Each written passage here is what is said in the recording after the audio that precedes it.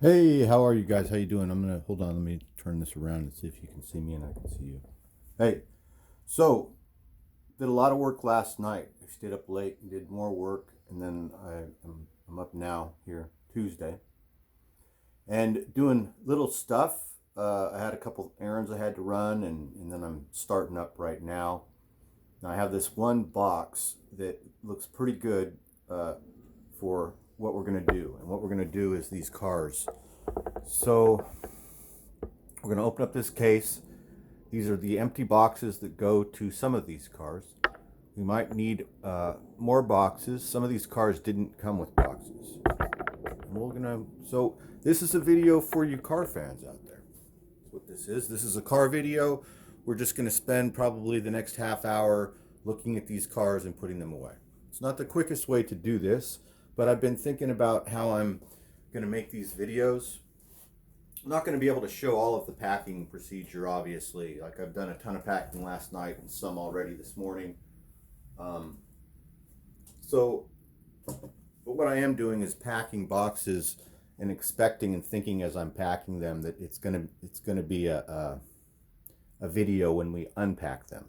Then we'll have more time to look at this stuff piece by piece. But right now I'm kind of, even though I have plenty of time to do this move, I'm still going through pretty quickly. So let's see what we have to start with.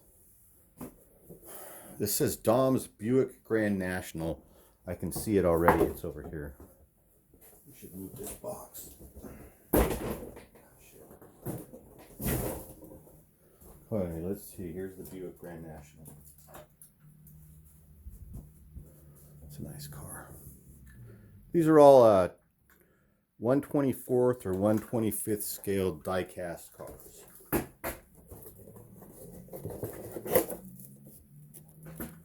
So we're going to box them, put them back in their original boxes, and then we'll set them to the side because then they're going to get put into another box.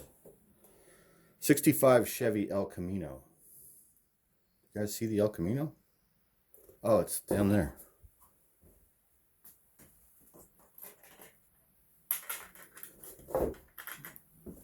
Isn't that nice? Remember this car? My uncle had one of these. Great car. Where's the opening? Oh, it's over here.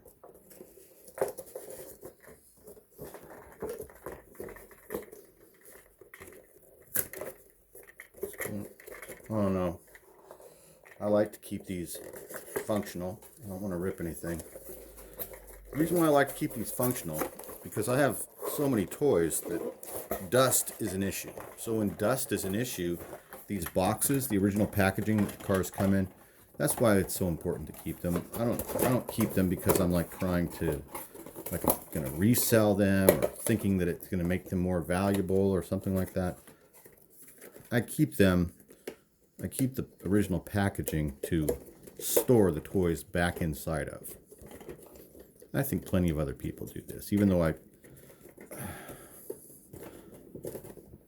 kind of screwed the pooch on this box. It'll still work. It's still good to go. Okay, that was that. See, look, I've something ripped off. Something got lost when I boxed that car. These Maisto boxes are not that great. 70, what does it say? 70 Dodge Charger Coupe RT. You guys see the Dodge Charger? Is this it? Jeez, that's a nice car. That's it. The Dodge. It's a Challenger, not a Charger. That's what I had wrong. 70 Dodge Challenger RT. What a beautiful car. This is crazy. Could you imagine this thing? But just think back to when you were in high school, when these cars were like $2,000 or something in the Auto Trader. Remember that? I do.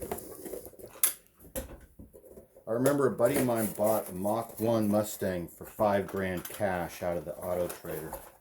Maybe it wasn't even 5. It might have been like 4,800 or something like that.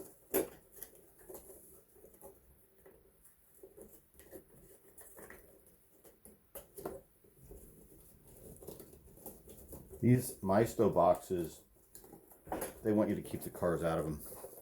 They want you to open them once. Those there. What's next?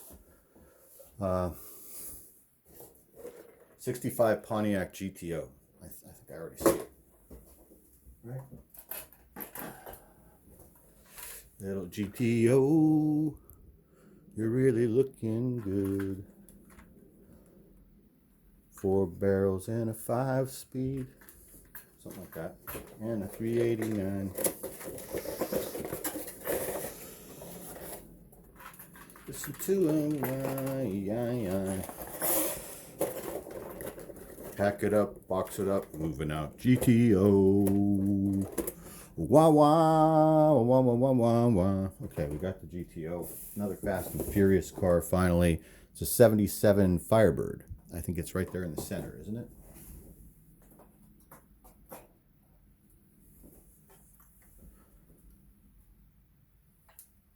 What a beauty. This, I mean, this is a souped up, modernized version of this car, but this car still reminds me of Jim Rockford.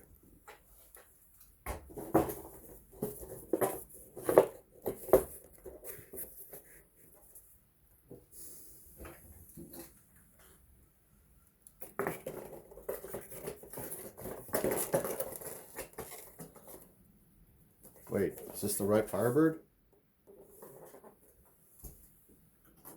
Is this a transit? No, this is another. This is the 77 Firebird. See, I saw this other Firebird there and I was, wait a minute.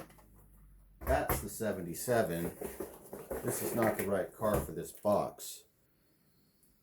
This is the 72 Firebird. Haha, thank you guys. Thanks for pointing that out to me. Right as I was closing the box up, something stuck into my mind. I was like, wait a minute. This isn't a 77 Firebird. This is a 77 Firebird.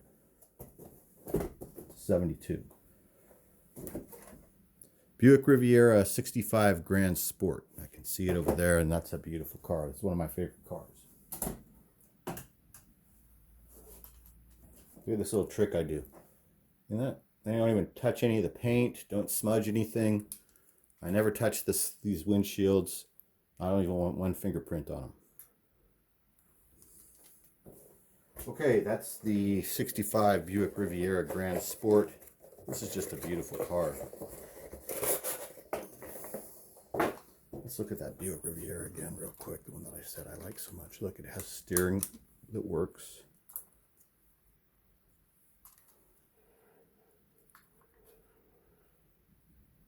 This grill and headlights. Isn't that crazy? The car of the future right here.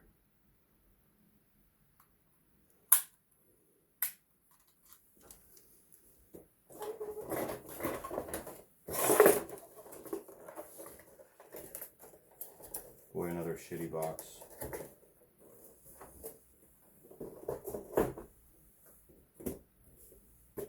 Chrysler LeBaron Town and Country. Wow, we love this one, don't we?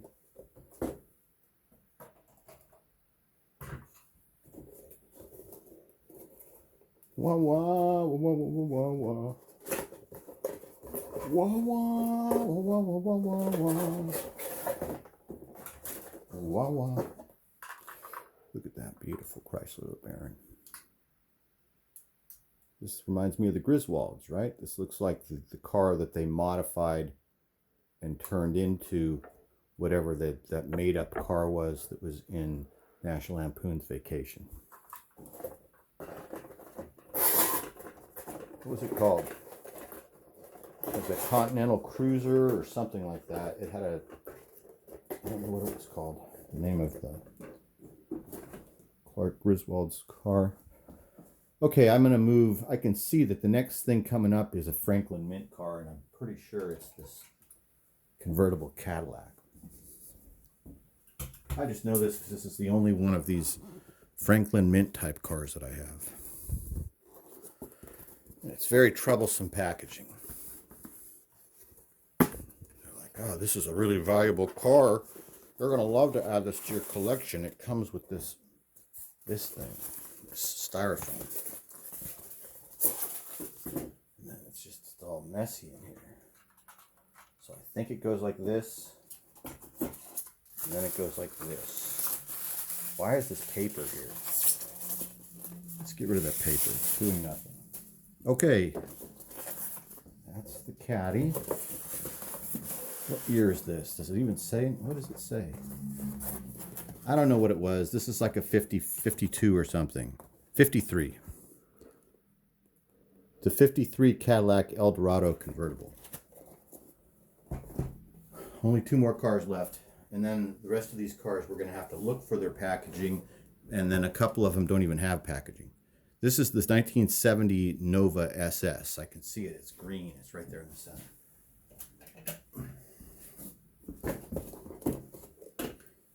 Growing up in the 70s, cars looked different, like obviously. I mean, you're looking at all the cars we're looking at, right? So when you were a kid growing up driving around in your parents' car as a passenger, you got really used to seeing these other cars. And when you were a little kid, it was almost a game to look at the car and then to look for the name of the car on it, right? You know, looking for the symbol or what kind of car it was. And it became a big deal, you know.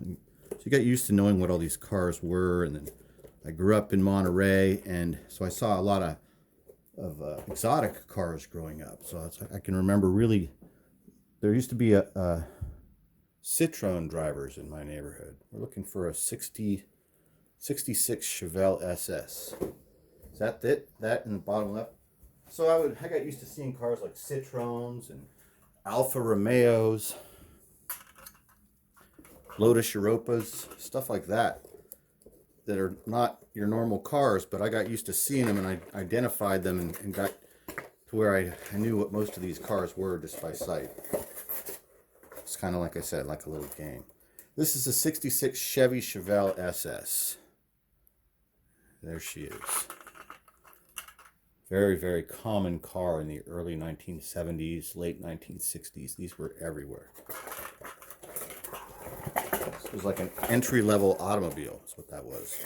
Even though we look at it now and consider it like a muscle car, this Chevelle, maybe not the SS, but a Chevelle was just like a $2,000 commuter car. This was not a big deal. Okay. So we have lots of cars that don't have boxes. That's all of our boxes that we found in that one cabinet. So we're going to find the boxes for these other contemporary cars and then these older cars. We're not going to have boxes for these. Some of these older cars are not even die cast, and they're not actual car models. They're car models, but they're you know what I mean. They're the dealership promotional models. They're not made. They weren't sold to people. They were given away at car dealerships. Like this T-Bird right here. This doesn't come with a box because it's an actual Thunderbird from 1958 that was presented to prospective buyers at the Ford dealership in 1958. So if you went to the dealership in 58 and you test drove a Thunderbird, they might give you one of these cars, especially if you were a prospective buyer, or if you bought the car, they might give you one of these cars. So I collect these as well. Look at this. This is a really old one. It's got a all metal bottom. It used to have some sort of a friction motor right here, but it might not have come with it, but they were built to have friction motors. Real rubber tires. Everything is made to look exactly like the actual car on the lot. And then over time, this plastic would shrink. That's why it looks like this. It pulls up. See how, look at the back. See how it's shrinking up and pulling away from the chrome? But these weren't actually even sold. This was a promotional item that was given out as a marketing tool to help dealers, to help salesmen sell cars, and that's basically it. So we have a few of those, and we'll look at those when we get to them, because they don't have boxes, so we're going to pack them in a different manner. All right, thanks for watching. I hope you guys enjoyed us looking at these, packing up these cars for 15 minutes, and I'll get back to work, doing other stuff, and then I'll talk to you all later. Thanks. Have a great day.